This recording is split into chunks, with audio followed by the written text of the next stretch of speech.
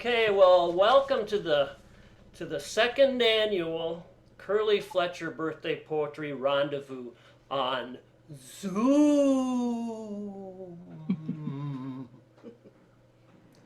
This event benefits Law's Railroad Museum and Historic Site.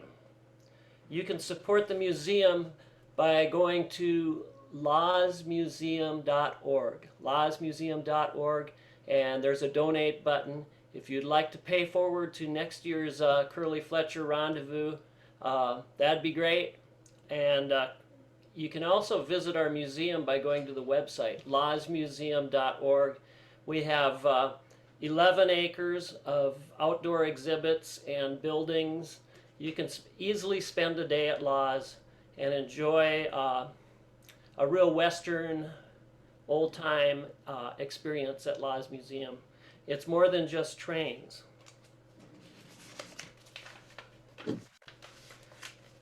So I was saddened to hear just yesterday that Roxanne Tallman passed away. Roxanne hosted all the evening events in 2019 at her Hidden Creeks Ranch. I'd like to play Curly Fletcher's Mountain Meadows Memories in remembrance of Roxanne, and share Gayla Wolf's photos from last year's rendezvous.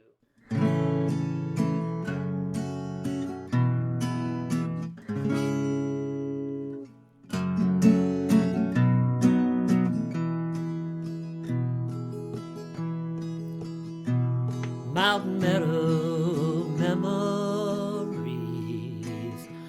all is lost to me but these, of those days we used to ride through the meadows side by side, all our laughter, all our tears, buried deep in yesteryear, thoughts of you that haunt me yet, sweet memories I can't forget. Memories of high mountain meadows, neath peaks of silvery snow, memories of days in the shadow with you in the long, long ago. Echoes of whispering pine trees and a babbling brook on its way down to the plain where I met you. Old memories of past yesterdays.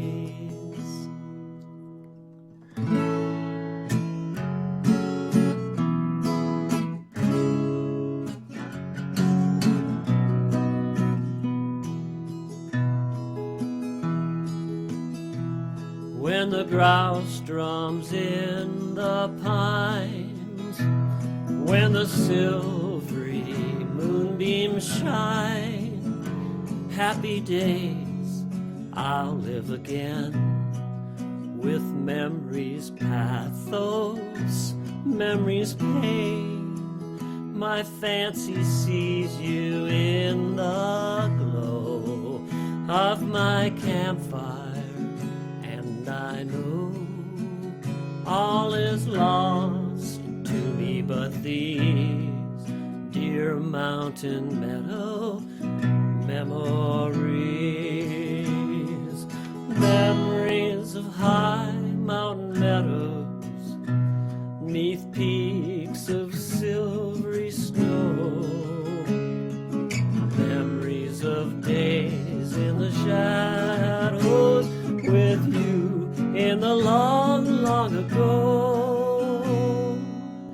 Echoes of whispering pine trees and a babbling brook on its way down to the plain where I met you.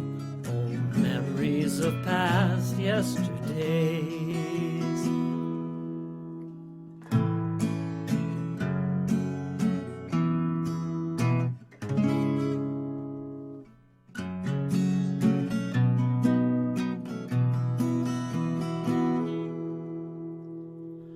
my fancy pictures you once more.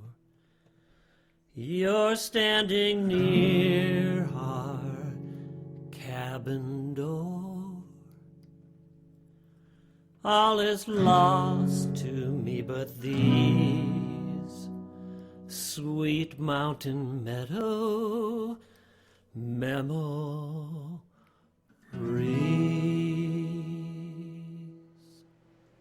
All right, thank you, Roxanne.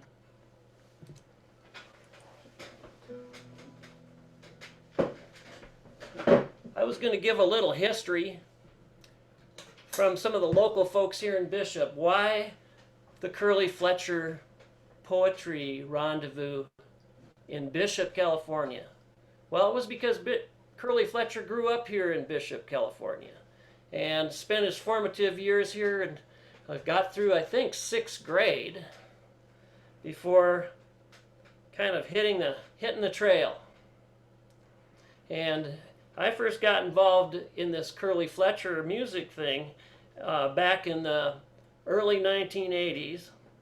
I had played music after a branding at the Briarley Ranch on Warm Springs Road south of Bishop. Harriet Allison, whose mother was a Rossi, gave me a photocopy of a collection of Curley Fletcher's poems. She encouraged me to set the poems to music, for after all, Curley called the collection the Songs of the Sage. Over the years, several of the poems sang to me, and it led me to record the songs of Curley Fletcher. You know, Curley Fletcher was born in San Francisco, but the family soon moved to Laws, a railroad station town just north of Bishop, California. His mother, Berna Rossi, had brothers and sisters already living in the Owens Valley, so Curley grew up around Bishop, and to this day, there are a lot of his relatives from the Rossi side of the family living here in the area. It was pretty easy to find someone with a personal story to share about Curley Fletcher, although many with that direct connection are no longer around. I'll share a few stories that I've heard, but I can't say for certain that they're completely true. You know, Curley grew up at Laws, which today is the Laws Railroad Museum. The old depot bustled with activity in Curley's time, with the narrow-gauge Slim Princess hauling freight and passengers between Mound House, Nevada, and Keeler, California. I was told that as a young teen, Curley got the idea to pour used motor oil on the tracks. Well, the train did not stop at the depot, but just kept on sliding through. After this caper, Curley left the area for some time, finally returning, riding a horse and leading a pack horse. Dwayne Rossi's great uncle Raphael recalled that you could have boiled the whole lot for a week and not gotten a teaspoon of fat off all 3 of them. Curley was quite a bronc rider about the time he wrote the Strawberry Roan. He reportedly boasted he went 17 years without ever getting bucked off, but then spent 11 years trying to find something he could stay on. I heard a story of Curley showing up at the Golden State Bar in Bishop with a sack of groceries he was on his way home with. His pals asked him to stay for a drink, so he pulled an alarm clock out of the bag and set it for 10 minutes. He continued to reset the clock for 10 minutes until the bar finally closed. About 1948, Curley and his new wife, Sandy, had moved to just a bare, vacant house in Big Pine.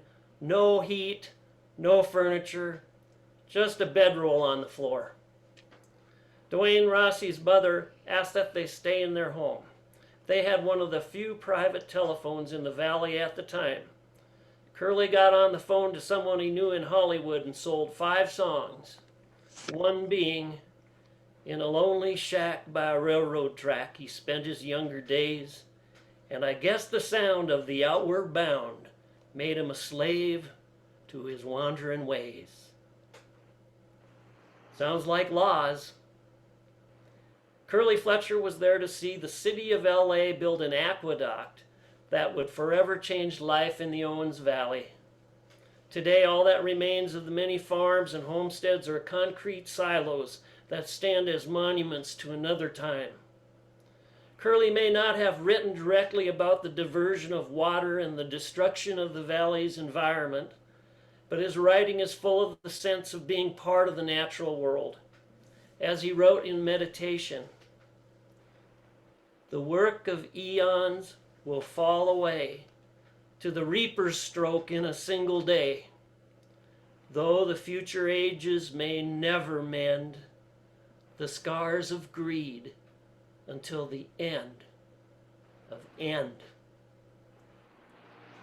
Curley ended up having surgery at a hospital in Las Vegas and later went up to Bishop for the big Labor Day rodeo. One of the Klein brothers was there, and Curley wanted to ride his horse. But just as he got on the horse, a little kid with a balloon walked by. The balloon fluttered in the wind and spooked the horse to bucking. Curley got bucked off, and when they went to help him, he said, "That doctor must have left a pair of scissors in there. I can feel 'em cutting." He died shortly after and is buried in the Pioneer Cemetery, just behind the hospital in Bishop. Just a few days ago, I was surprised to get a phone call from Gail Steiger inviting me to share some Bishop stories of Curley Fletcher at a show at the National Cowboy Poetry Gathering. A summer or two ago, Catherine and I had the opportunity to visit Gail and Amy at their spider ranch out of Prescott, Arizona. I had the chance to see Whiskey Row and Gail Gardner Avenue in Prescott. That's Yavapai County. It made me think of Curley's song, Yavapai Pete. You know, and Gail Gardner wrote Tying Knots in the Devil's Tail. Two of them were quite classic cowboy poets from back then. So anyway, that'll give you a little background on why we celebrate Curley Fletcher in Bishop, California. Now next up, I had the opportunity to go on a fly fishing trip called the Professional Horseman Fly Fishing Rendezvous. And I was a real imposter there because I'm not a professional horseman and I'm not a fly fisherman either. I've got a fly pole for my birthday in June, and I've been trying my best to learn everything as fast as possible about fly fishing that I could so I could compete with these guys. But it turned out they were a bunch of really great guys, had a really wonderful time, and one of the real delights of the encampment was we had Ron Reed, chuck wagon cook, who brought his chuck wagon all the way down from Wyoming to be with us and cook for us. Well, he was also kind of a poet, and he recited this poem for us called "The Cowboy Fireman," and this all takes place on a Southern Pacific train, and so I thought that's pretty relevant to Laws, since Laws was born of the Southern Pacific Railroad. And so here's Ron Reed and the Cowboy Fireman. This is the Cowboy Fireman. It goes like this. Through the high Sierra Mountains came an SP passenger train, and the hobos tried to ride it, but they found 'twas all in vain. The conductor took the tickets, and he counted every soul, while the engineer looked straight ahead, and his fireman shoveled coal. Now this fireman was a cowboy, and though you may think it strange, he could earn more money shoveling coal than riding on the range. And though he was a fireman, and though he had to sweat, he still remained a western lad, and he kept his lariat. Well, the train was way behind time, and the passengers all were wild, when on the tracks of a sudden there strolled a little child. Her hair in golden ringlets was hanging down her back, and she little knew of her great danger great as she played along the track. Great snakes, yelled out the hogshead as he threw on all the brakes. I'll never stop this train in time, 'cause I ain't got what it takes. Oh, heaven help that we taught, he cried in accents wild. Can nothing stop this SP train and save that little child? Then up stepped the cowboy fireman, and a handsome lad was he. He said, I'll save that wee tot, if it means the death of me.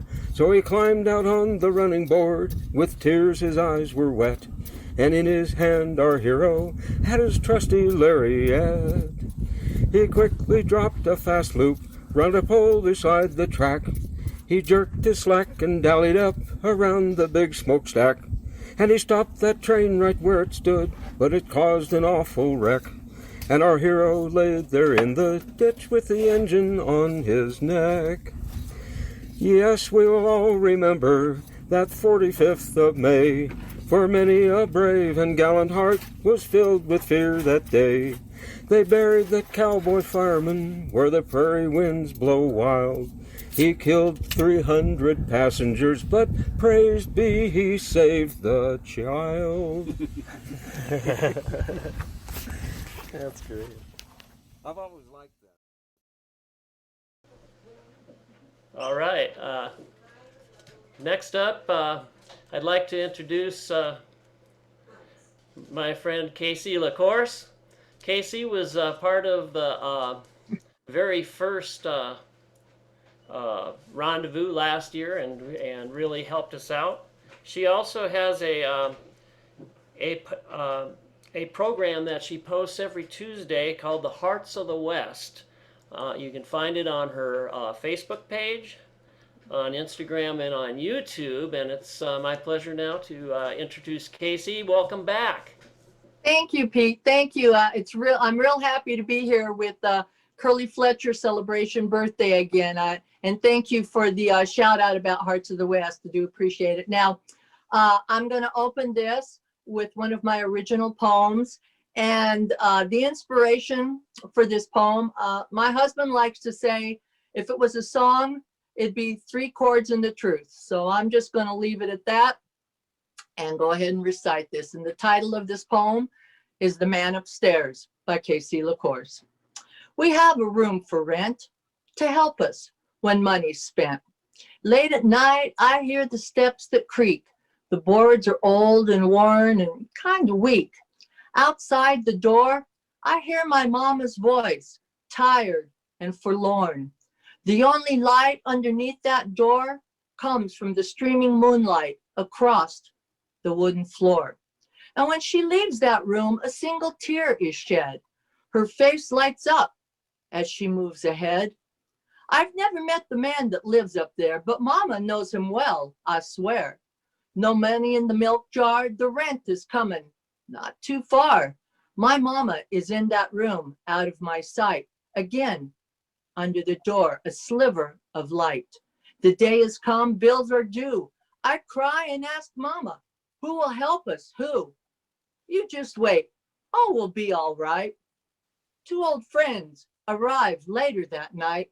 People she helped once with food and advice have come and repaid a debt. Mighty nice. Now I'm amazed again, rescued from our plight. Mama said, have faith and prayer. It's always there. It lives with that man that lives upstairs. Thank you. All right. Thank you, Pete. Yeah, I love that.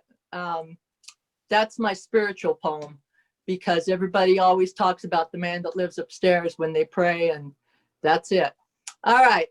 My next poem is, it's a Curly Fletcher poem. And this poem really spoke to me because Curly loved the open spaces.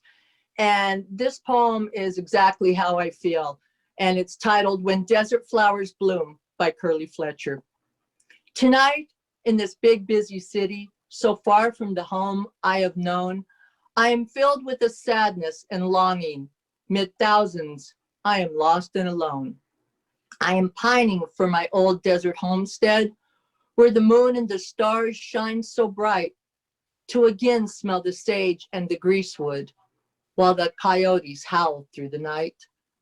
When the flowers of the desert are blooming and the swallow is building its nest, there soon again I'll be drifting when the hummingbird takes to the wing, where the restless sands are a-shifting, when desert flowers bloom in the spring. I long for the creak of a saddle, and I yearn for the touch of the reins. I pine for the buzzing sidewinder and the free running blood in my veins.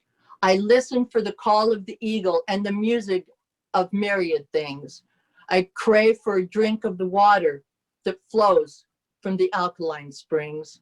I miss the blessing and the hardships, the freedom of the wild desert lands, and I miss the mirage that pictures a beautiful lake on its sands. I am going back to the homestead. I am counting the days, every one, till again I can gaze in the distance at an amber and gold setting sun. When Desert Flowers Bloom by Curly Fletcher. Thank you. Thank you. Thank you, Casey. All right. Thank you, Pete. All right, next up, I'd like to introduce my friend Dan Connor.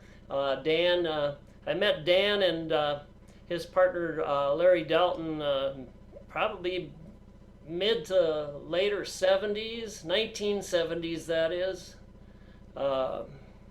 A long time before we knew anything about isolation, the coronavirus, and all that.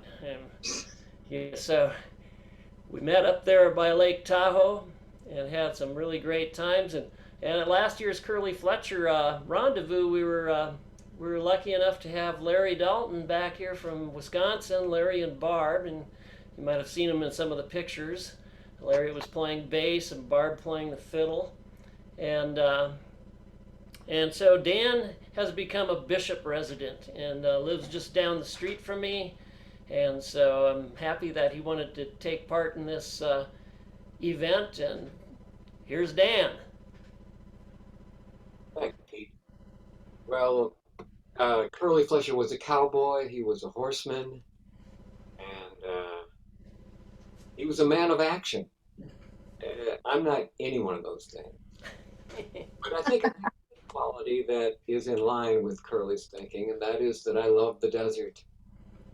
I love the Owens Valley. I love Bishop. I love living in a town that has Fiddlin in it. And Pete, by the way, thanks for keeping Curly's memory alive for us and keeping the rest of us in circulation. We should dance to perform. So there's an issue going on at Bishop that's very divisive. About half of the people want it and the other half don't want it. And the issue is off-highway vehicles. People who want them to come, there are over 1 million of these vehicles in California alone, and they want them all to come here and drive them. And I think that's just about the opposite. I don't think Curly would approve of that kind of activity here in our desert. We specialize, we have this God-given gift. We have peace and quiet. We have wide open spaces that are only getting more valuable as time goes on. So this is my take on the situation. It's called Nothing There.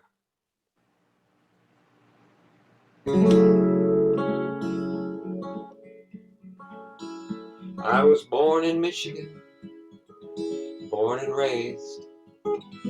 One of my favorite things to do when I was growing up was to go see my grandpa and grandma and check out the latest issue of Arizona Highways magazine. Those sun-drenched pictures rocked my world, living as I did in a gray area. On one visit, my dad saw me in their living room. He said, "Hey, how you doing?" I showed him the magazine. I said, "Dad, look at that." He said, "Look at what?" There's nothing there. On the ride home that night, I thought of things I wish I had said.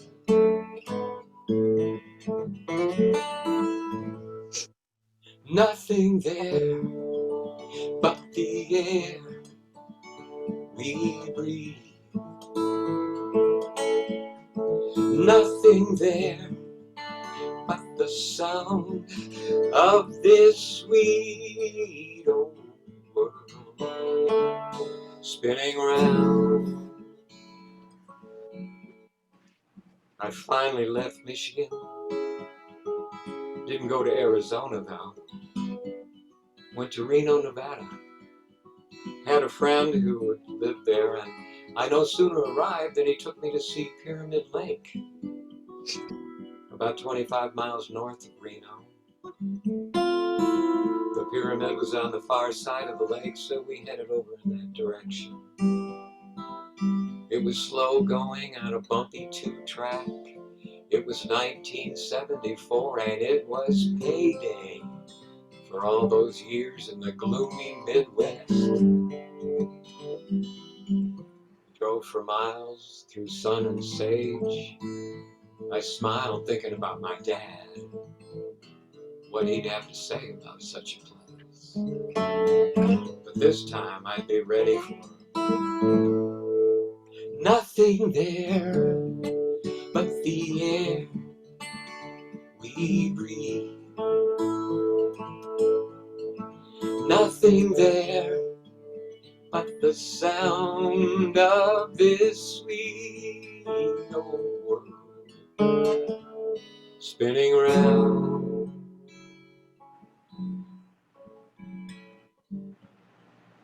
So are there two kinds of people in this world?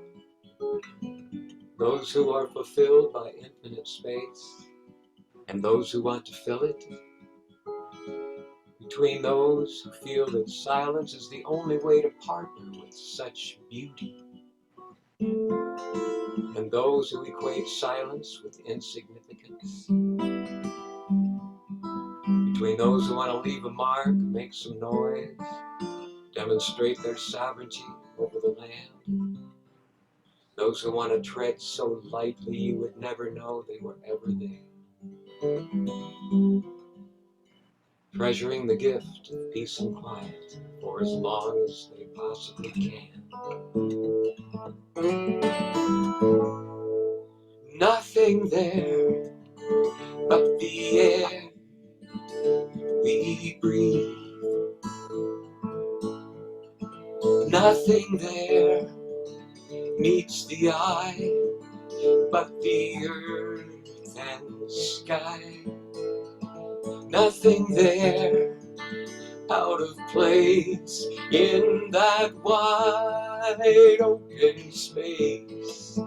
Nothing there but the door through which our earthbound souls can soar.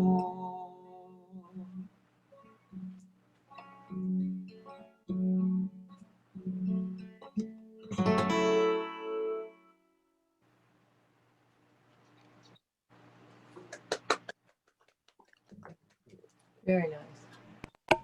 Very nice. Yes. Thank you, Dan. It reminds me of what my mother talked. She called the West nothing but upturned earth. So anyway, next up, I'd like to introduce a dear friend of mine, Bobby Kelly. I call him my fellow ranger every year. I've got the 20-year buckle, and that's got to be what, 10 or 12 years old. That's getting close to 40. It's getting close to 40. We do get together and we do a ride called the El Dorado Ride.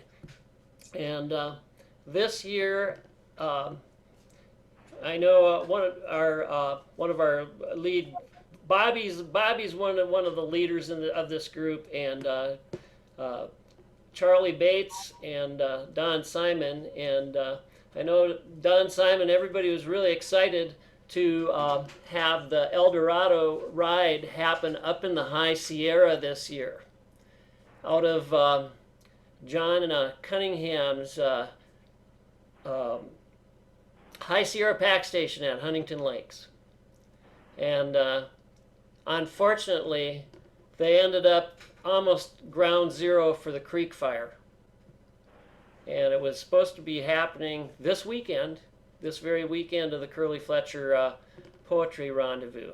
So I invited, since the ride had to be canceled, I invited any one of the riders to join us for the Curly Fletcher Poetry Rendezvous, and we've got the Grubers, senior and junior, and maybe some other El Dorado riders with us, and especially my friend Bobby Kelly, who's always recited poetry around the campfire at the El Dorado ride, and it's great to have him join us here today.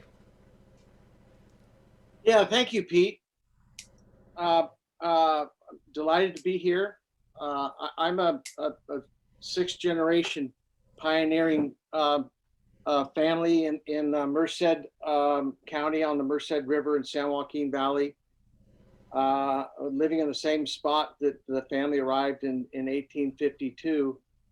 And I've always felt that we stand on the shoulders of those great hardy people that came before us. And I've always had that affinity to the land that gives us nourishment and makes everything possible. And so I've always had a reverence for where I am and what my ancestors did. And in the same way with cowboy poetry, when I was first introduced to it, I have a reverence for those who came before, just loved their material and learned and recited it. Bruce Kiskadden, Henry Herbert Nibbs, Badger Clark, and of course Curly Fletcher, where I first cut my teeth on Strawberry Roan and Tome of Time and Borax Bill. They were always in my mind as I was wandering around the ranch and wherever I ended up. So I'm delighted to be here. What I wanted to do, because I do love the oral tradition, I wanted to perform a work by Frank Dupre. It's called Lasca. Frank Dupre was an Englishman, actually spent the 1870s and 80s just for a few years in Texas, and then went back to England, and then wrote this ballad-like poem about a Mexican girl and her cowboy sweetheart caught in a stampede in Texas. So this is Lasca. I want free life, and I want fresh air, and I long for the canter after the cattle, crack of a whip like a shot in battle, the medley of horns and hooves and heads that wars and wrangles and scatters and spreads, the green beneath, the blue above, dash, danger, life, love, and Lasca. Lasca used to ride in a mouse gray Mustang close to my side. With blue serape and bright belt spur, I laughed at joy when I looked at her. Little cared she, save to be by my side and ride with me, ever to ride, from San Saba shore to La Vaca tide in Texas, down by the Rio Grande. She was bold as the billows that beat, wild as the breezes that blow, from her little head to her little feet. She swayed with suppleness to and fro with each gush of passion. The sapling pine that stands on the edge of a Kansas bluff and roars with the wind when the weather is rough is like this Lasca, this love of mine. She would hunger that I might eat, would take the bitter, leave me the sweet. But once, when I made her jealous for fun, or something I'd whispered or said or done, she drew from her bosom a queer little dagger, like the sting of a wasp. It made me stagger. An inch to the left or an inch to the right, and I wouldn't be wandering here tonight. But she sobbed, and sobbing quickly bound her torn rebozo about the wound that I quick forgave her, for scratches don't count in Texas, down by the Rio Grande. Her eyes were brown, a deep, deep brown. Her hair was darker than her eye. But something in her smile or frown, curled crimson lip an instep high, showed there ran in each blue vein, mixed with a milder Aztec strain, the vigorous vintage of old Spain. She was alive in every limb with passion to her fingertips.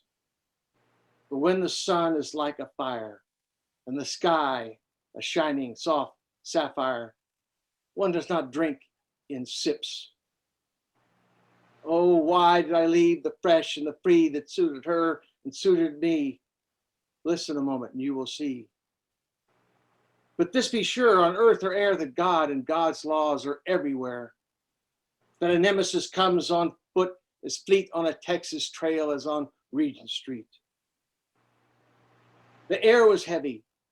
The night was hot. I sat by her side. Forgot the air that was close oppressed. Forgot herd taking their rest. That a Texas norther comes sudden as soon in the dead of night or blaze of noon, and at once let that herd and the breath take fright. Nothing on earth can stop their flight. And woe to the rider and woe to the steed that falls in the way of that mad stampede. What was that? Thunder? No, by the Lord.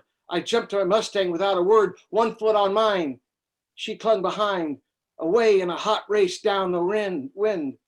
And never was a fox hunt half so hard, and never was a steed so little spared, for we were riding for our lives.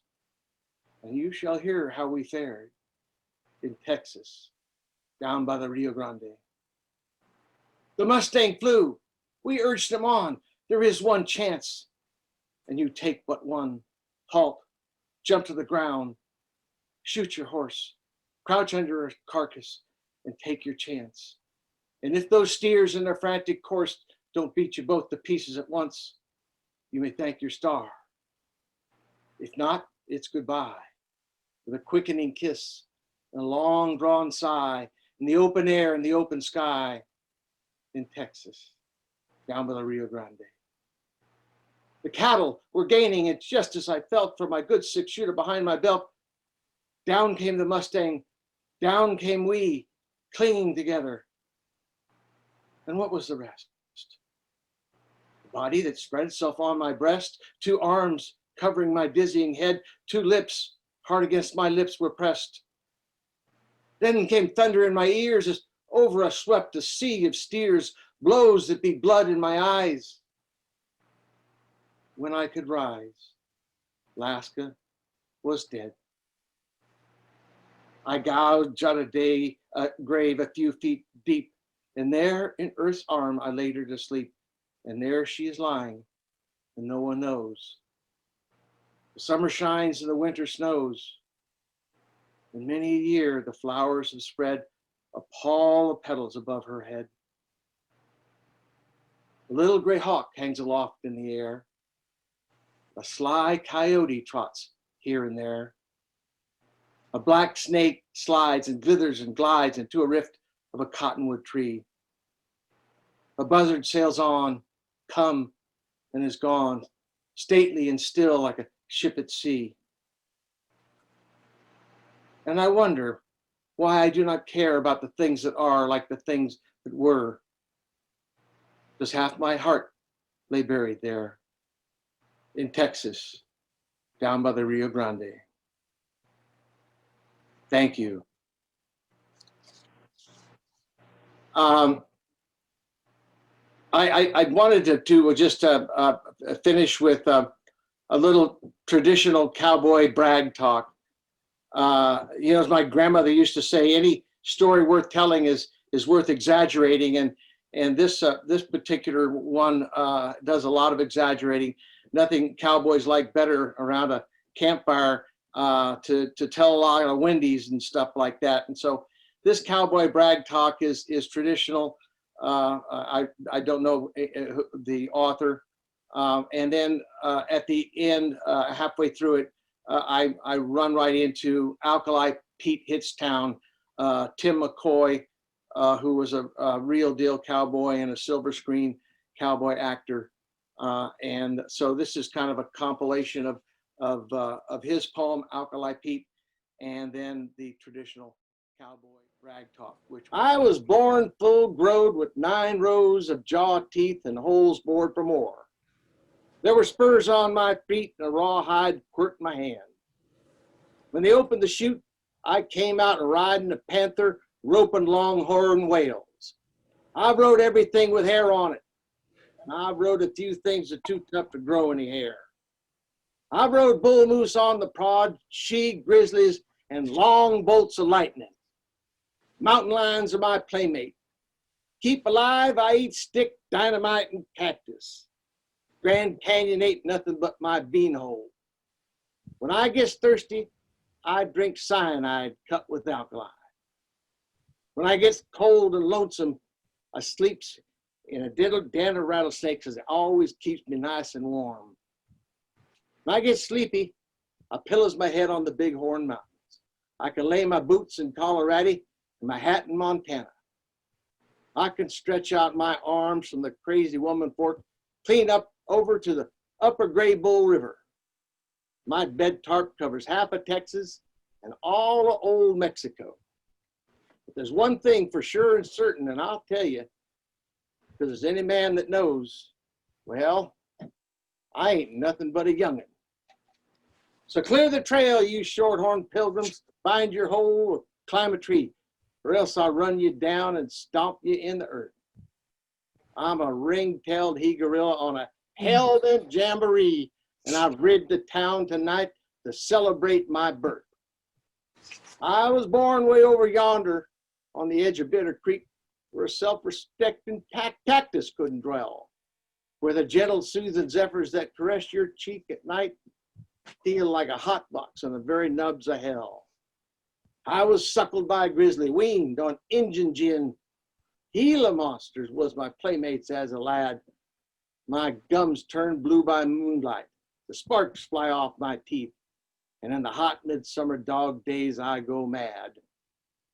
I'm a reptile from the desert strewn with dead things all around. Poison off my fangs just a purling. I'm a hydrophobia skunk. My tail drags on the ground, and I'm looking for some cuss to try and curl it. So line up, gents, name your liquor. Plant your hind foot on the rail and pour a quart of poison down your shirt. Before my temper starts a smarting and my 6 guns start a barking, and I smoke your gall darn village off the earth. I'm a demon from the ranges wherever living thing is dead. With a wolf pack at night, I love to howl. I'm mean plumb to the mare, a holy howling terror. I'm a he-wolf and it's my night for the prowl. Yee-hoo! Thank you, everybody. All right, I was going to do a little fiddle tune. Yeah.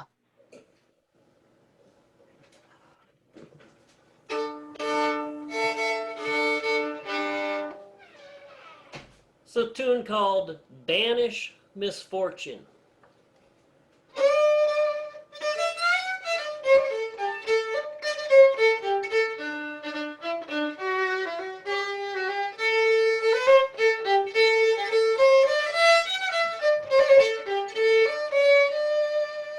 Wow.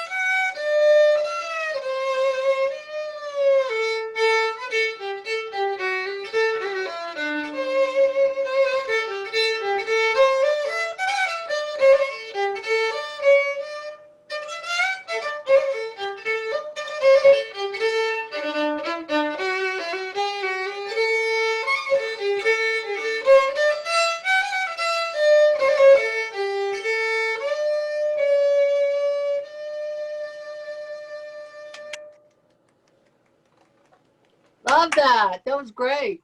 All right. Hey, Jim, I want to invite my friend Jim Cardwell. Good to Thanks. see you. AC. Hey, Jim. Okay. Well, I thought I'd start with this one. It was written a number of years ago on the way home from a branding, completely in my head. So when I got home, I just had to type it. I call it Itching Denied the Benefit of Scratching.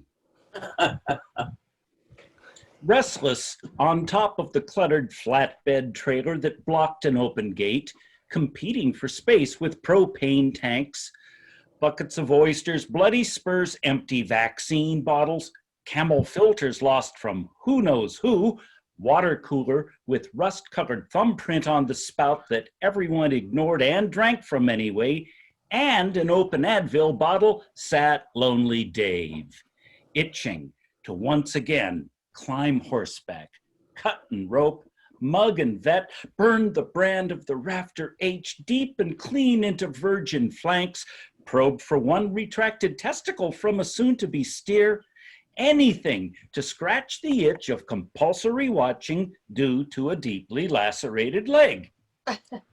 He sustained the gash off the hoof of his colt, who freaked, and jumped higher than Harmon's crop duster when a calf roped only around the neck amongst the clutter of cattle and drovers, scampered left, then cut behind before Dave could prompt his colt to turn, freely entangling all four legs of his mount, not once, but twice.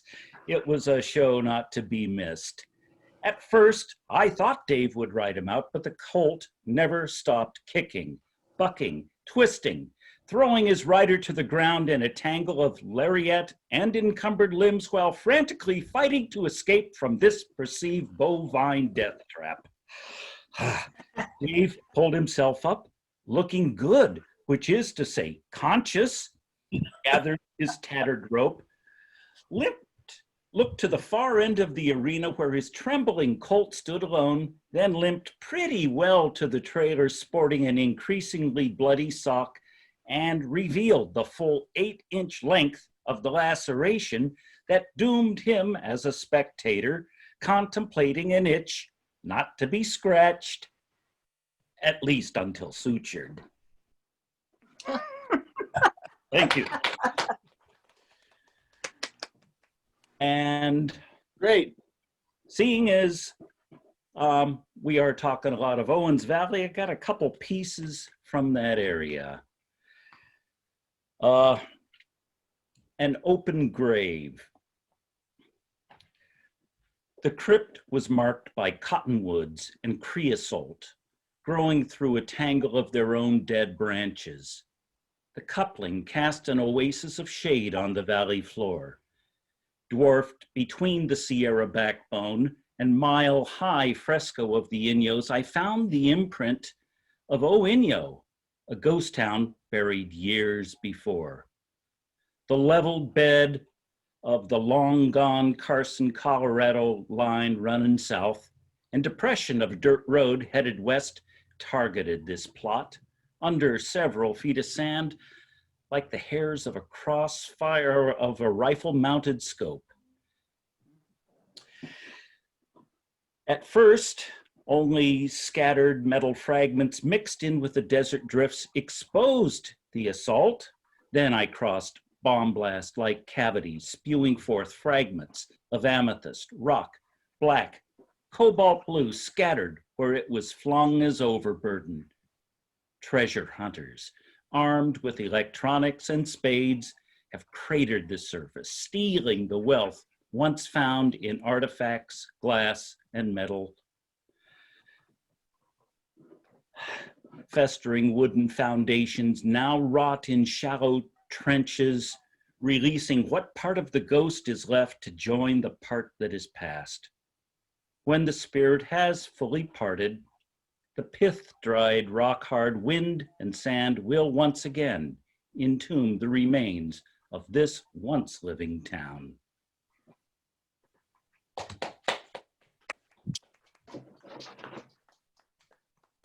And this one actually came from my brother, but it's equally true with the rest of them. I call it Clementine. The psychiatric problem suffered by my dog Clementine was born amongst the rock fields near the Cerro Gordo mine. My brother Chris, the dog, and I were traveling towards the site of a little-known abandoned shaft, thinking we just might find long-forgotten relics, bottles, pieces of silver ore, any interesting item left there 100 years before. We took my Ranger pickup. I knew she could manage the road, and for an unexpected find, she'd handle a hefty load. With the landscape rough and rocky, too steep for pickup or horse, we hiked the last, most difficult stretch, my dog out front, of course. Now, Clemmy is a shepherd mix, more a pet than a working breed. As we ascended the rugged hillside, Clemmy took the lead. Nearing the top of a narrow ridge, we spied a patch of brown. There stood a lone desert donkey, curiously looking down. Instead of running like donkeys do, he firmly held his ground with straight up ears like radar, detecting every single sound. Now we approached, he ambled near, we were faced a muzzle. Chris reached out and petted him, perplexed by this desert puzzle. Well, Clementine thought nothing odd. To her, a horse is just a horse, so with tail a wagging, she circled back to join in this discourse. Then 2 more donkeys wandered up, just like in a petting zoo. And though the beast seemed tame enough, we wondered, what are they up to? Well, they slowly encircled Clementine like buzzards on the wing, then started chomping upon her flanks like shepherd a la king. I commenced to kick and screaming. Chris was throwing rocks and sticks, doing our darndest to rescue Clemmy from that deadly fix. The fierceness that we fought with likely broke some federal law passed by urban bureaucrats in defense of some ass's cause. Well, once we drove those demons away, they scampered over the hill. Seemingly safe, we comforted Clemmy, much relieved until thundering hooves and a thick pack of brown filled our hearts with fright. Charging hard were 6 double donkeys with Clemmy in their sights. Retreating, full stride over rubble, rock, creosote, and sage, we were losing the foot race to this demon donkey rampage. They cut us off. And Clementine was the one they singled out. She was yipping, crying, nipped at least once by every stinging snout. My feeble attempts to save the pup were meeting with no luck when Chris strides ahead of the brawl, pulls a carbine from the truck. Duck! He yells about the same time as he squeezed off the first round. The second whizzed by above my head before I could hit the ground. The third, fourth, fifth, with muzzle slightly raised, scattered higher still. The herd from hell took to high ground. Clemmy clambered down the hill. Raising my head, all I could see was a cloud of rumps and dust. Under the truck, my much disturbed dog was unsure who she could trust. Relieving her did so little good, she was terror-struck that through the open window she leaped to the floorboard of the truck. We packed up quick, took off quicker. Not once did Clemmy move. I expected the ride back home would find her much improved. There she stayed for several days. It was hard to coax her out. If not for hunger and nature's call, she'd still be there, no doubt. Nowadays, she avoids the stables, and cattle even bother her too. She spends most her time napping with cats or pawing all over you, and with any clap of thunder or slamming of any door, she seeks security in that truck curled up on the floor. Flashbacks hit her especially hard if she ever hears a gun. My family misses their companion. This dog's life ain't much fun.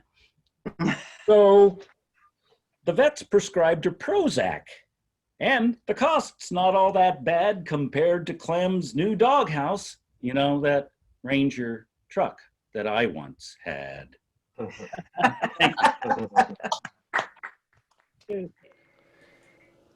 So I would like to next invite my dear friend Larry Long. He's in Minneapolis. Would have been out here for the Curly Fletcher gathering if we'd been doing it live. He was with us last year in 2019. We're trying to unmute him.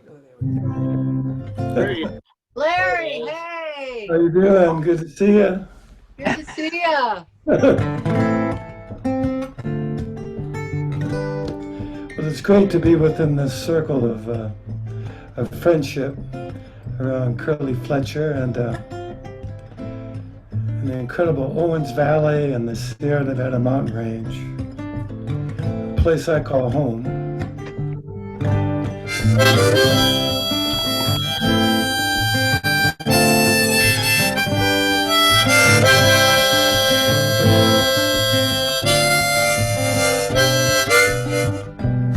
Your love, it's like a flower that grows wild on a rocky plain.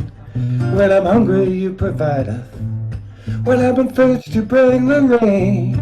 I can feel you in the morning, even when the sun don't shine. When I lay beneath your kindness, gaze up into your eyes, I see a father's eyes are smiling, watching the birth of his first son, holding the hands of his woman, assuring her of his love. In a small town in Minnesota, on a dirt road on a Sunday, a small child waving to a hobo while counting the boxcars on a train.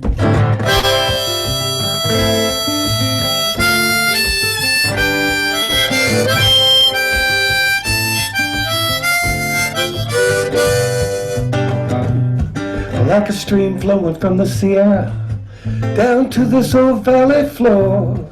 Men have tried to bribe me into thinking I never see you anymore.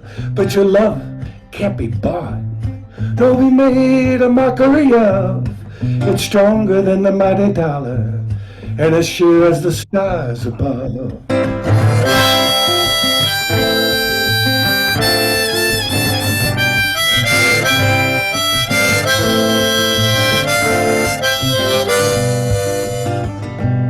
I can feel you in the barroom, in the eyes of those old men who talk about their misfortunes, still proud of where they've been. Like the wind that blows so free across these rocky plains, your love can heal the sick and needy and bring comfort to those in pain.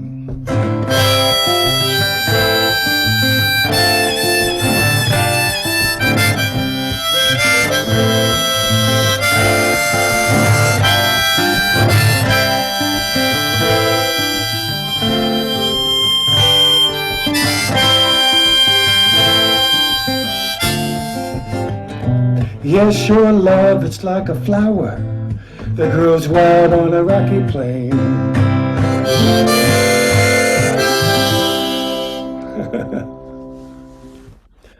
That's a song that I wrote when I was living out in the Owens Valley, and I was staying in a log cabin north of Tom's place. I lived in Bishop in the days of Tennessee the Bootman. And Tennessee had a boot shop, and he always took care of the working people and the cowboys first, those that were digging tungsten up in Havana, and the cowboys. And if somebody who had a desk job would come in to get their shoes fixed, if a miner walked in or a cowboy, he'd set those shoes aside and say, it's the working people that need their boots in order to keep the work going. And it was also, in those days, Pete and I were playing music at a place called the Hard Rock Inn with a big sign that said only miners allowed.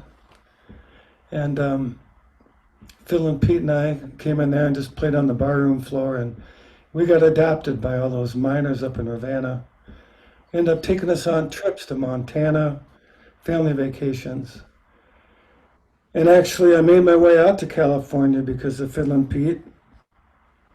And when Pete turned 60, a bunch of his friends from Minnesota, including I, came out to surprise him for his 60th birthday. And I say, you know, there's some magic in that fiddle of Pete's, is there not? I think the fiddle is the passport to the world, and I think if we could bring about world peace, we could have Pete's fiddle play around the world and Yeah.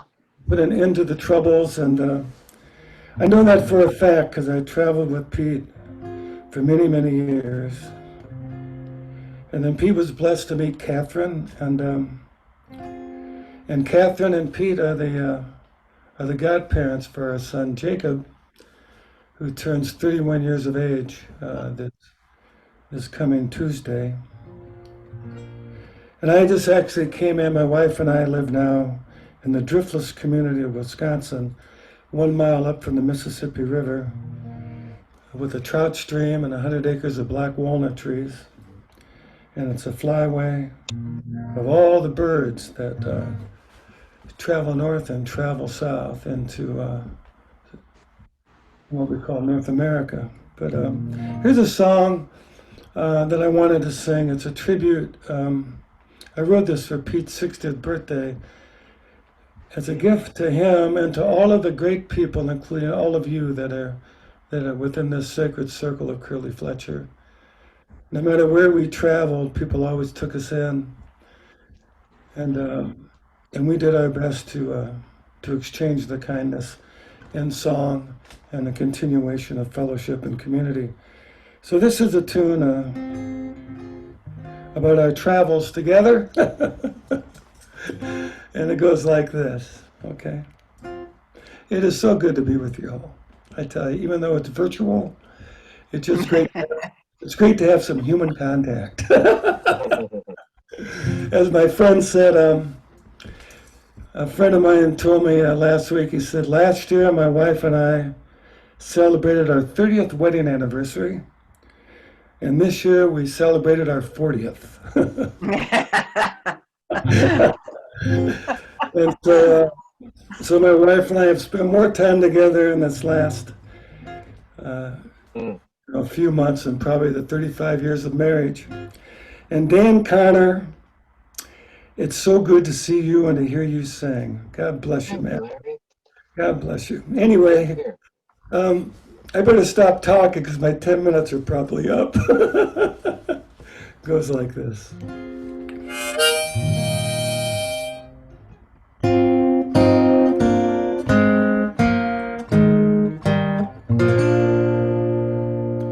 As in those early days, rising on the bow,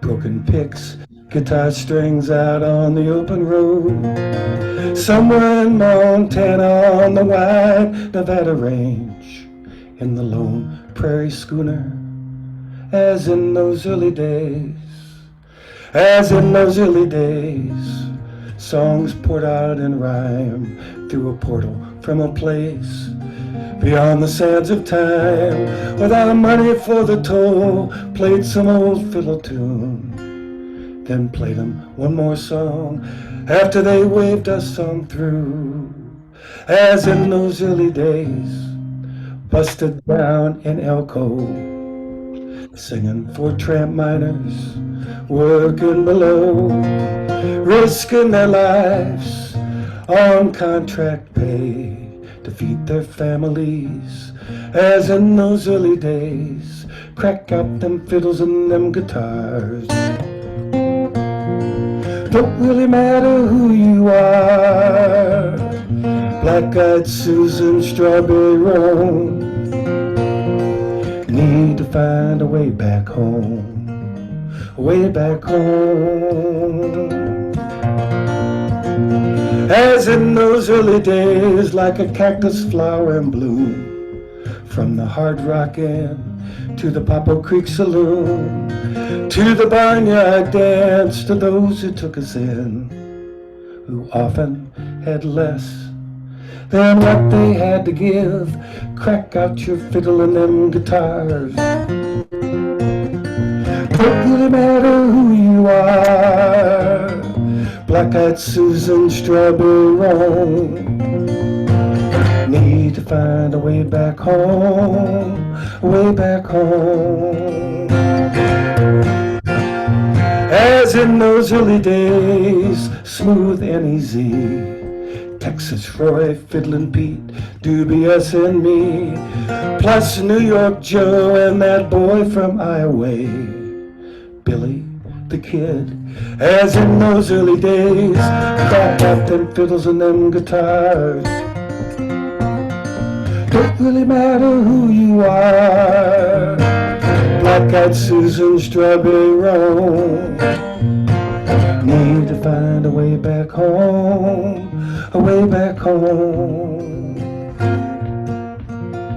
As in those early days on the John Muir Trail, in the High Sierra, after riding some rusty rail, across the Great Divide, looking down some river gorge, from on top of the Rockies to those North Pacific shores.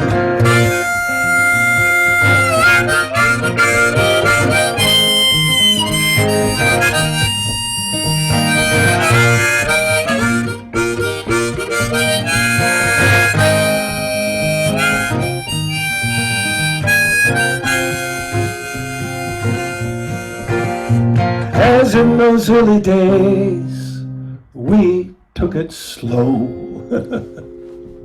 If only I knew then what I now know. After all these years, I wouldn't change a thing. Always one more road to travel and one more song to sing. Crack out them fiddles and them guitars. Don't really matter who you are, black-eyed Susan, strawberry roan. Need to find a way back home, way back home, way back home. As in those early days, as in those early days, as in those early days, I need to find my way back home. Need to find my way back home. Need to find my way back home. Thank you all very much. Thank you, Larry. Those were some great times out on the road. I think one of the first verses he talks about how we were on the Texas Turnpike in Texas. It was about it was late or early in the morning, I should say, probably 1 a.m. And we pulled into the toll booth, and there was a lady in there working the graveyard shift in the toll booth, and we just said, you know what? We're going to get out our instruments and we're going to play a tune. And so we got out our instruments and we're standing out there on the pavement playing tour in our toll booth, and the cars are starting to line up behind us, trying to get off the freeway, and so we finished a song and we thought we better quit, and we're packing up our instruments, and the folks had their windows rolled down in their cars, and they said, "Hey, you don't have to quit."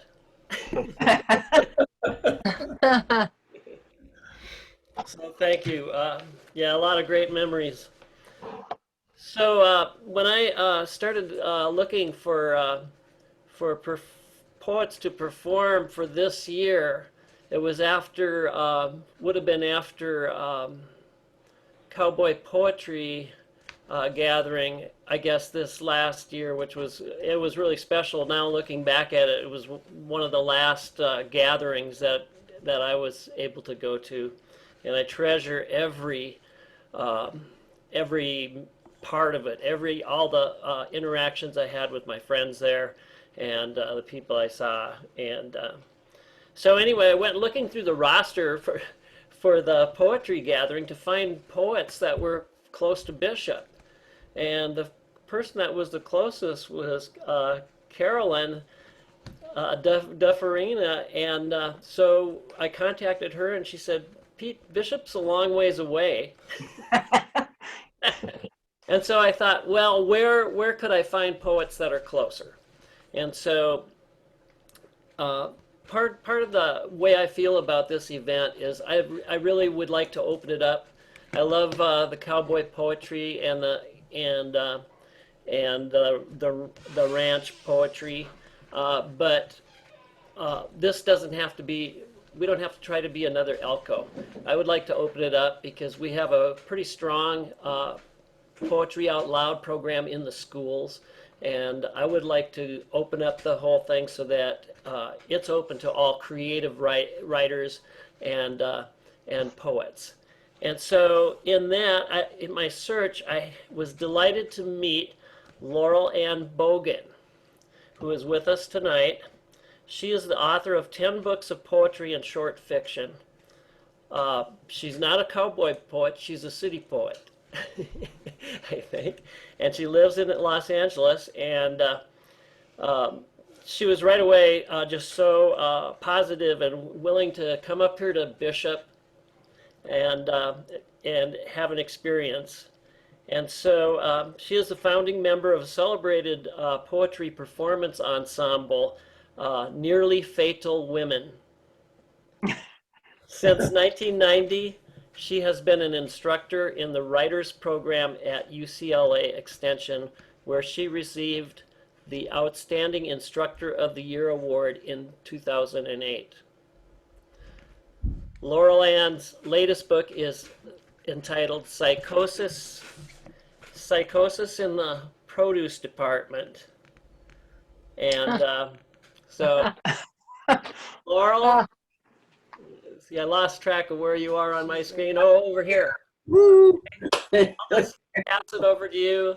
Thank you for being with us today. And I am so happy to be here. I am having a great time, and I'm so amazed by this entire trove of treasure, writing and poetry and music, and it's just been a lovely experience to be a part of. Thank you so much for inviting me. you're welcome. I'd like to begin with a poem because I just realized we're getting close to October, and October being the time of Halloween, I usually write a poem for Halloween because it's during Halloween, you can be anything you want to be. And I find that a very, very wonderful thing to be able to do. You can be whatever you wish. So this poem is entitled October Knob and Broom, and it's divided into 2 parts. October Knob and Broom. 1. Wind holds as the bonfires grow, crackle and spark. Maple leaves fly away, crows caw and caw. What witness do you bear, jackdaw and superstition? All Hallows Eve, and my rusted hobgoblins, so many apples bobbing on icy waters, rise up, shiver and haunt. Children, bloated and sweet, grin like fat little pumpkins of summer made flesh, predict gifts under a sharp and radiant moon. As I needle and crochet shawls from my jagged bones, rattle, cast, and spin, tooth of the earth, and winter is a comin' soon. 2. What do you here.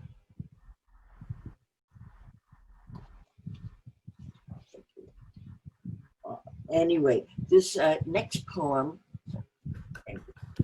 is about a place I've never been to, but if I had, I think it might be something like this. It's called Havana, and it was turned into a short film, not the one with Robert Redford, okay? It was like a 10-minute, a little short 10-minute film, and it played in New York City a long time ago. But Havana,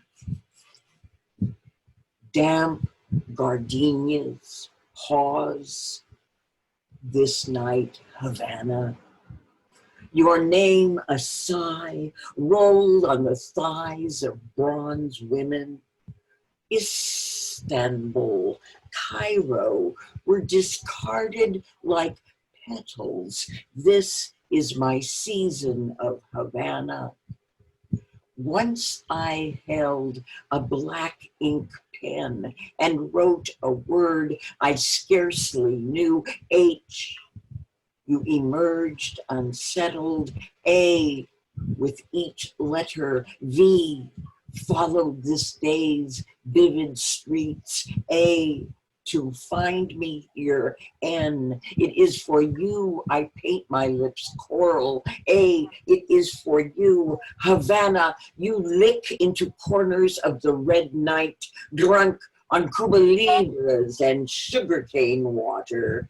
Tango, samba, the scratch of phonograph beguiles the blood to begin the tissuing off of taffeta, corset, stockings. You move against me, your face a muzzle, a gun, a circular fan, click seconds. Te amo, your black curls shake and my head shakes. Yes, we rise from ashes of the night, dress and leave. We do this again and again. Havana, you are all they warned me about, more than the sum of myself and my others, more than that, more. You are every drug, liquor, and sin that was whispered among young girls, and still I choose you. You take me down pungent streets.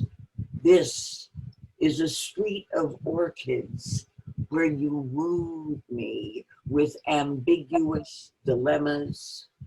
And this is the street of hibiscus where I sweep my hair away from my face and memorize lips tangled in strands. Here are mango, indigo, papaya, slow streets that move like sweet intoxication until your tattoo appears on my shoulder and the stretch of our bodies pads like cats that curve from waist to hip, the knowledge of muscle. Must I divulge my secrets? This is hard time, Havana. A time when the wind blows black and your name appears on a park bench. You beckon from the smokestacks of Pittsburgh and the windowsills of Manchester and are gone. I took you home, folded you away, a bureau where your name breathes. A hot wind blowing Havana. I'll just do one more short one. This is a poem I wrote about my relationship with my poetry. And it's called My Sentence. The play on word being, of course, my sentence, because it's a writing thing, and then also a sentence, like a sentence that you have to serve. So a little metaphor going on there. Okay, my sentence. The noose of it wears me big. I weigh and grind the words with method, efficiency, afraid of what they might say and punctuate of my life. At first, I was confused, could not, unknot the stray tangents. The first time I saw my mother, or the last kiss before sleep, wanted to round up order and let meeting fall where it may. Later, I played it out while you showed itself to me, coaxed my human mind to mastery. I have served my sentence with devotion, watched as it flailed and rose on the page, becoming that which I could never be. Poetry. Thank you very much. Thank you for including me in your program. Thank you. Very nice, Laurel. Thank you. And Laurel, both Laurel and Carolyn are educators and work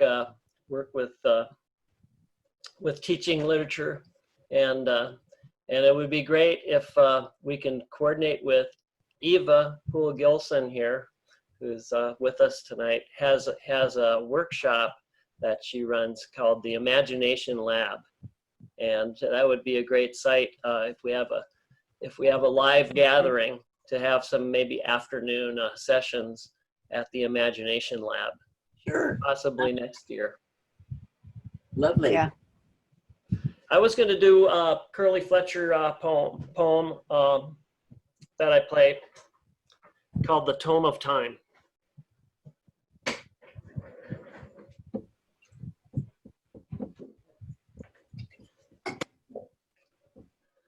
So at some point in probably the possibly 1930 or so, Curley was up maybe on the top of Towns Pass, which separates Panamint Valley from Death Valley. And he was able to look to the west and see Mount Whitney. And he could look to the east and see the mesquite dunes near Stovepipe Wells. And when he gazed up into the stars at night, he realized that he was looking back in time to the beginning of time.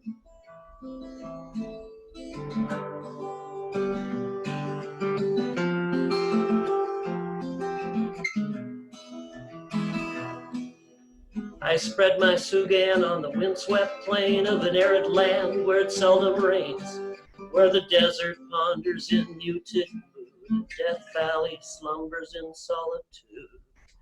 Far to the west, a primordial peak in primeval beauty rose barren bleak over rugged scarps. The primal view in primitive pose stood stark and blue.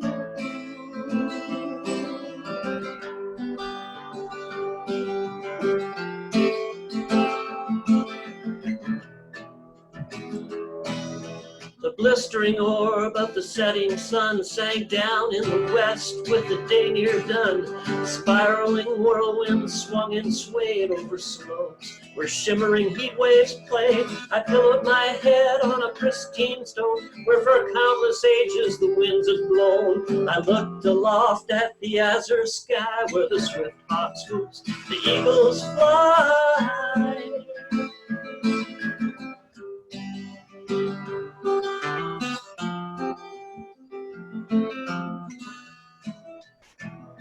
I pillowed my head, I pondered deep where the restless white sands whisper and creep when a susurrus zephyr sighs and sows over drifting dunes, through the screw-beam boughs, taloned and toothed, fanged and thorned, destitute, damn deserted scorn, steeped in eternal starvation, this land wrought by some vengeance yet artful hand.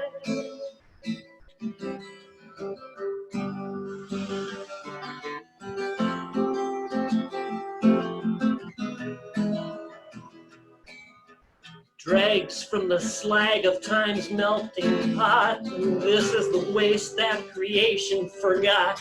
Primitive, patient, proud, and apart, waiting the touch of grim alchemy's art. And it dawned on me as the sun sank low on the distant range with its virgin snow. Time is finite on swift swooping wing. These arid wastelands of infinite change.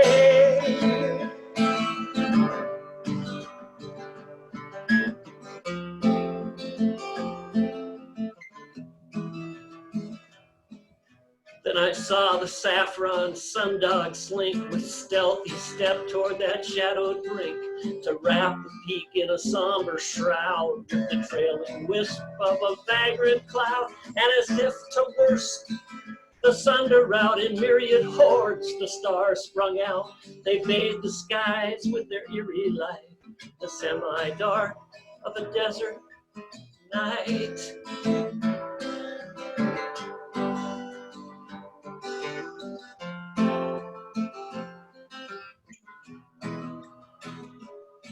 And it was there, in the presence of the stunted sage, I read an ancient volume, page by page.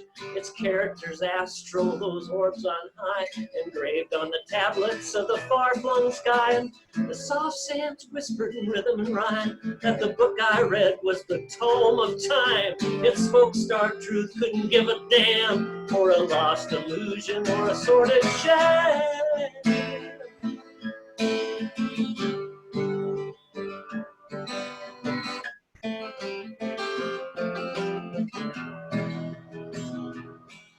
So avid I scanned that ancient scroll for glyphs to enmark my immortal soul. No page thereon saw my name engraved, and reading it so, I ranted and I raved. I flattered my soul with my blasphemous dread, and I feared that the stars may have heard what I said. My reason staggered as I gazed afar at the magnitude of the things that are, and I found that I am infinitely mean.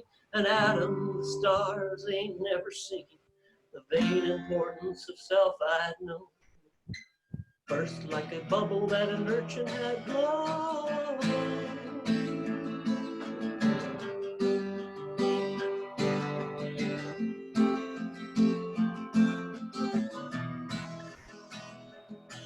I read the Tome of Time.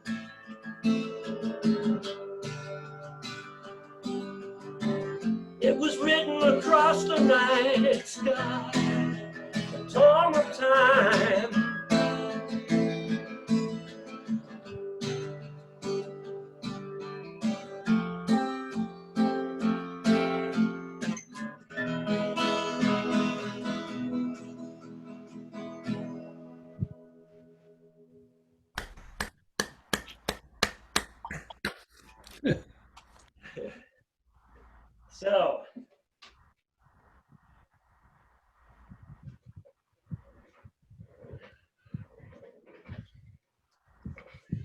So I said that I was in search of poets, and so I looked for the closest neighbor. And Carolyn Dufurrena was the closest that I could find. And so not too close. No, well, I found out later, I can't remember who I was speaking to, but that you're actually living like 100 miles north of Winnemucca or so. Yeah, just about. Yeah, so that adds a couple extra hours. So Carolyn has written several books. Her most recent book of poems is called Quiet Except for the Wind. She has been a regular contributor to Range Magazine and other books, including Brush Strokes and Balladeers, Painters and Poets of the American West, which received the 2014 Wrangler Award. She's a regular performer at the National Cowboy Poetry Gathering in Elko, Nevada, pops up in various other venues around the West, sometimes on computer screens, I've heard. And she is also a part of the Nevada Arts Council's Artists in Schools and Communities, where she conducts poetry writing and short film workshops. She and her husband, Tim, work and live on the Quinn River Ranch in the Nevada desert, where they raise cattle, alfalfa, and registered American quarter horses. My pleasure to introduce Carolyn Dufurrena. Well, thank you, Pete. Let's see if I can get myself, do I have to do anything? Or am I? You sound great. Okay. All right. I can see Dan, but I can't see me, but that, I guess that's okay. As long as you guys can see me. We can see you. Okay, good. I can see you too. So I'm gonna read three.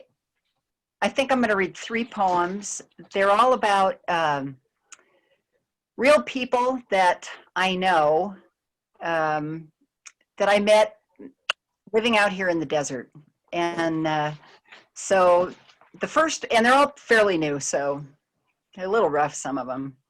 Anyway, so Jane Martin, actually, when she died at the age of like 97, her name was Jane Lawson. She had like 4 or 5 different married names, but her first name was Jane Martin, and she was from the very far northeastern corner of Nevada.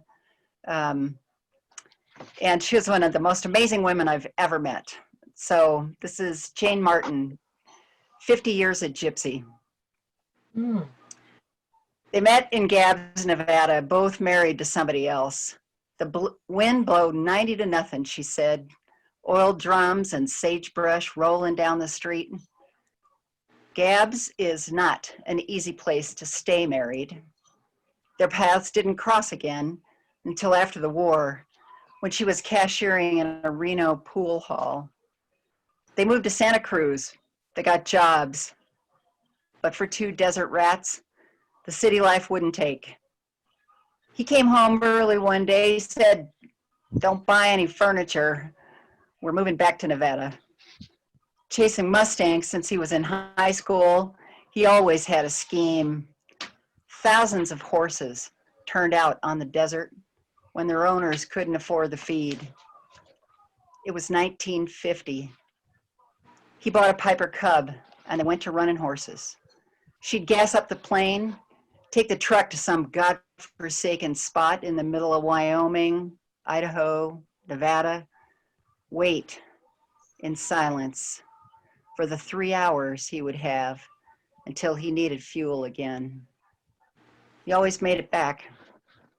They sold ranch horses to cowboys, race horses to gamblers, rough stock to contractors. Everybody needed horses in the 50s. Gypsies with portable corrals and a camp trailer. They were the Red Desert Rodeo Company and put on a show for cowboys from as far away as Canada. One rodeo Saturday, the whole crew all came down with mumps. We tied our bandanas under our lumpy jaws, she said, pulled our hats down, and kept on taking entry fees. Well, Red Desert Rodeo made money, and by the time she turned 50, Jane had enough to buy a place. 2 islands midstream in the Columbia River. They leased some cows, barged them across until the barge broke in half, and if you think cows can't swim, you are wrong. Those girls paddled the current right back to the island. Still, the desert called, and they had to come back home to a ranch, hell and gone, south of the loneliest road in America. Well, she never did like living in town.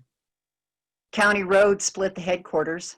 A fresh pot of coffee and a pressure cooker full of beans was always on the stove. People always stopped to use the phone. Finally, she hired help cooking, and then she could buckaroo.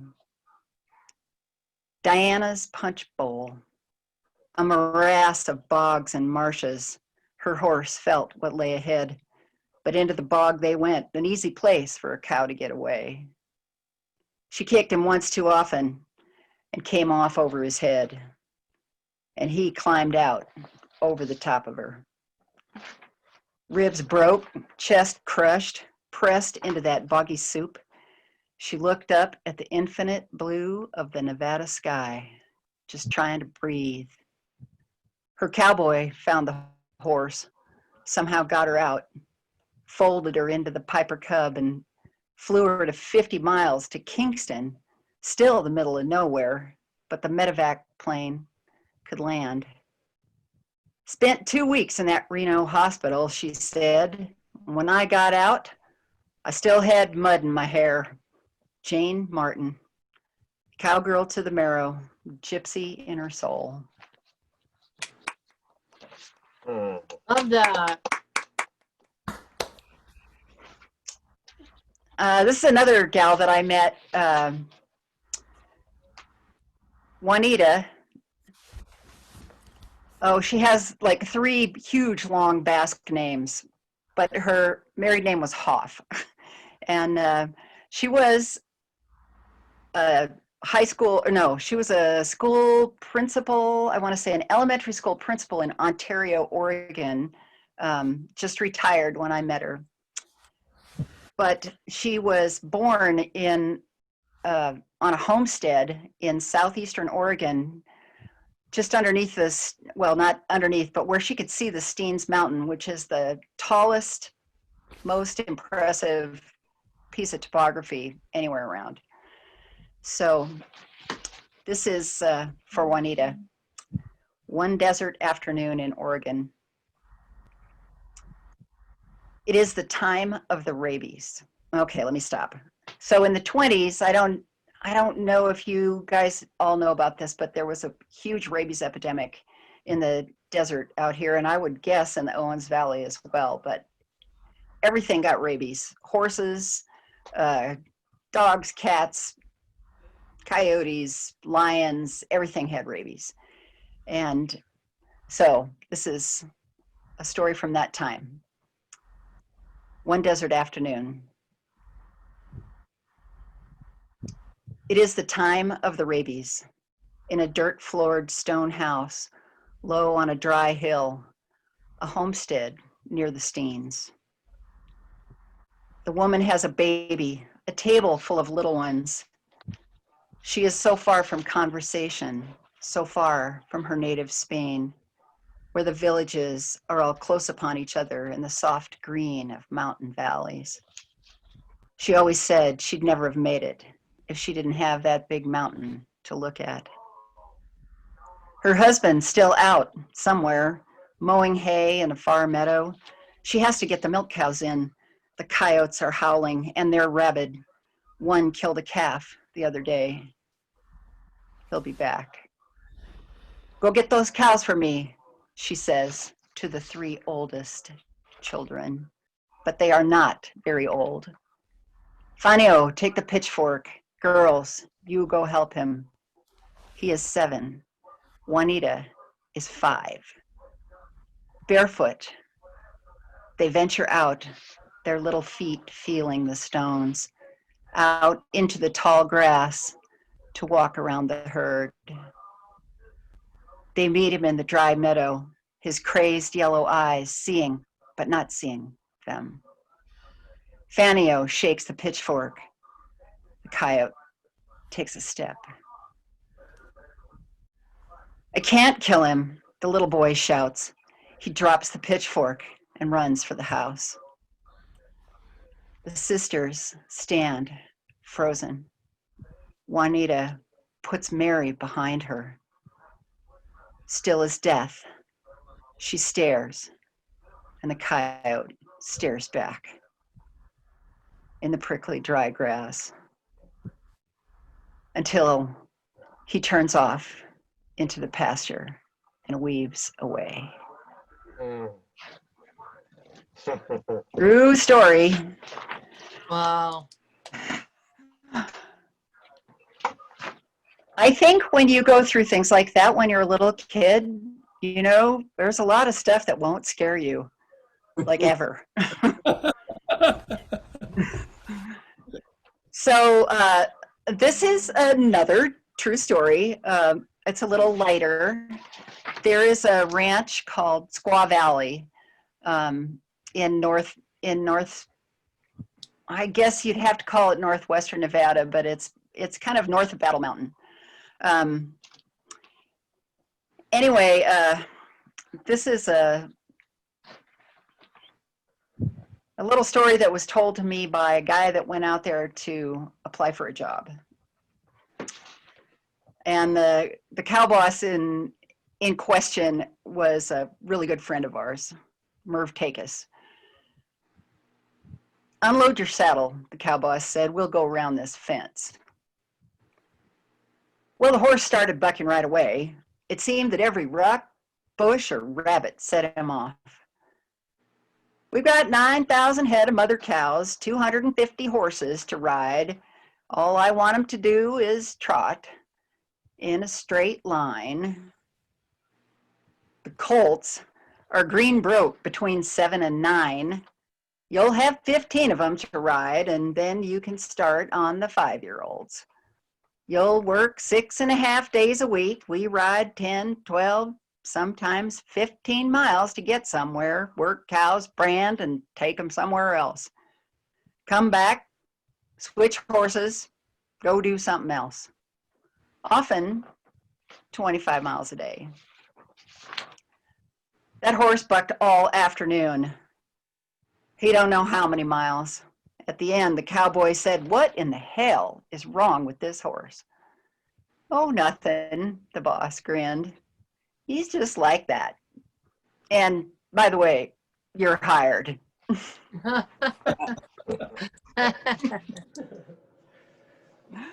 That's great, Oh.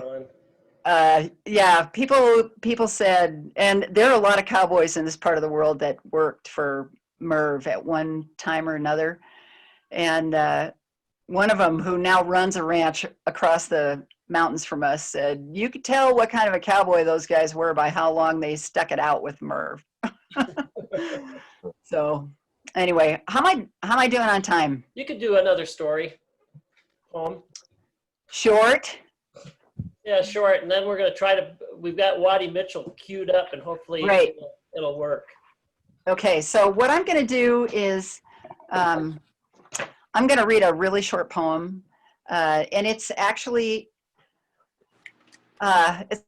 for Bob Pierce, because he mentioned Buster. I don't know if he's still here with us, but so my father-in-law, Buster Dufurrena, has been a huge part of my life and a huge part of my education. I'm not from Nevada. I lived all over the place until I was about, in my early 20s. And I actually came out here as an exploration geologist and met this cowboy. So we ended up married and living on this ranch for 40 years next Valentine's Day. We were going to go on a big trip, but I think we're probably going to stay home. Anyway, so Buster loved horses and always raised horses. So my husband has inherited that passion, and it's actually just a short poem about a moment, but it was Buster in the poem. It's called Colt Starting Diplomacy. That sorrel paint was hot. Thinking about striking, the old man leaned his big scarred fists against that young stud's chest. Just met the pressure. He wasn't pushing back. That colt tried him 3 times, shoving up against him, and then flicking his ears He breathed. Not calm yet, but not mad either. The old man all the time talking to him softly. That's it.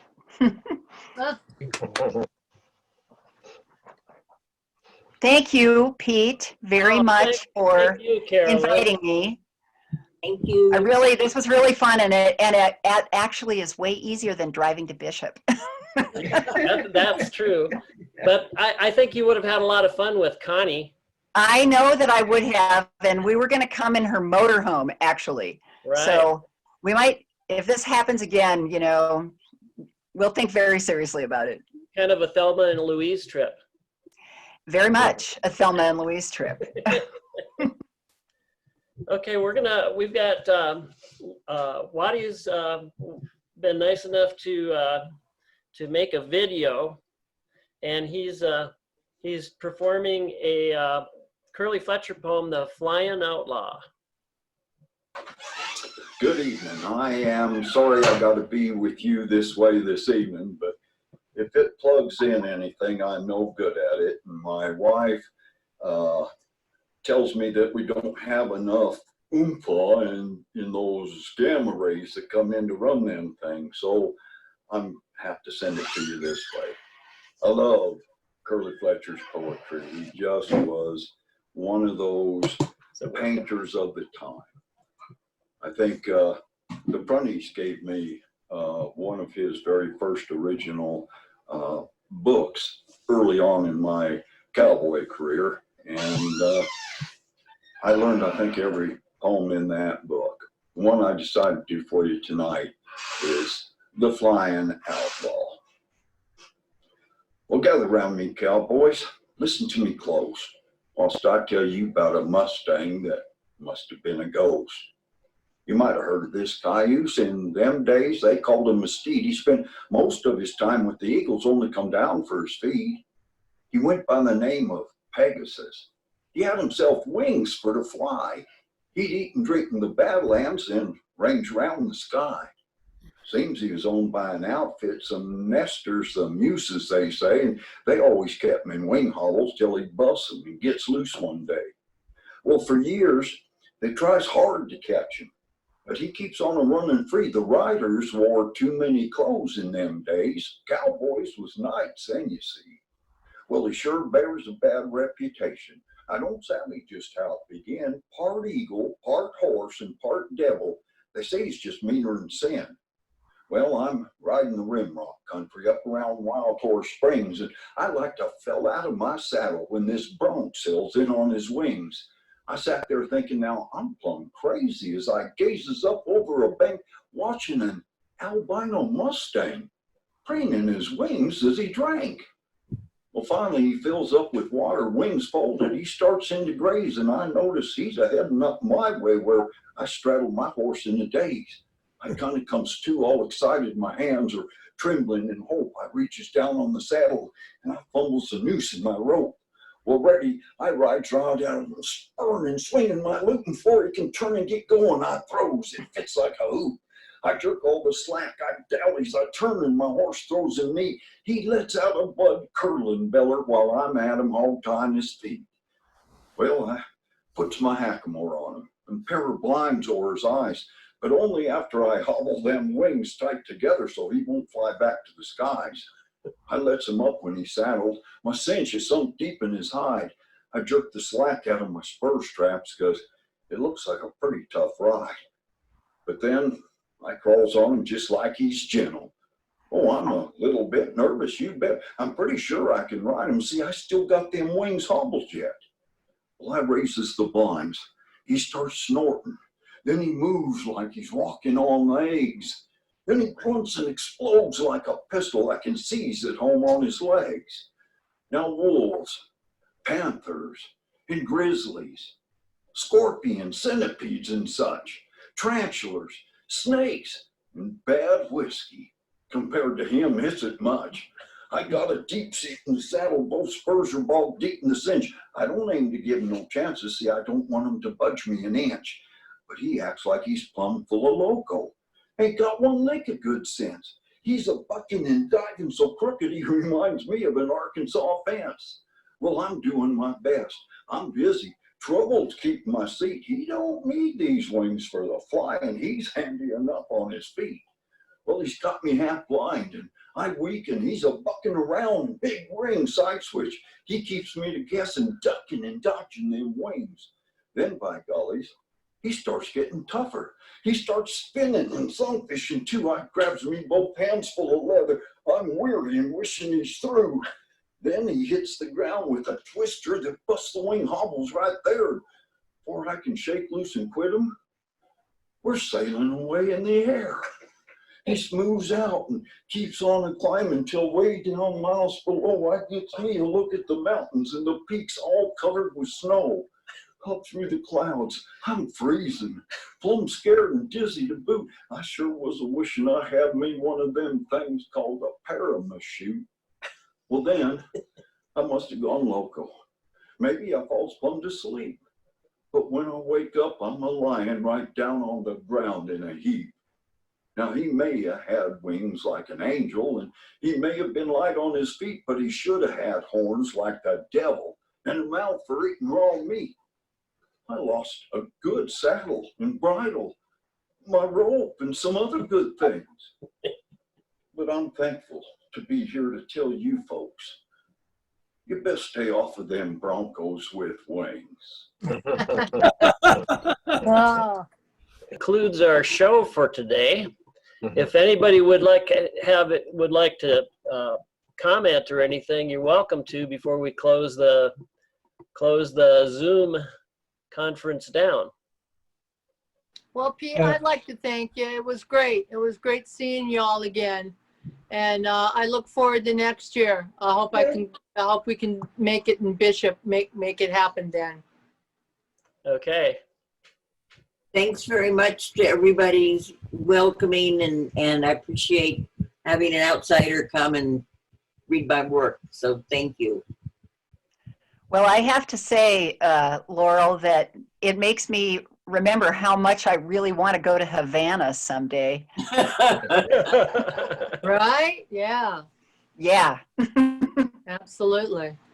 Thank Well, I you. want to thank you, Pete. This has been a really wonderful few hours to be with you all. And I have a weekly radio show, which you can all listen to, called Conspiracy of Goodness. All right.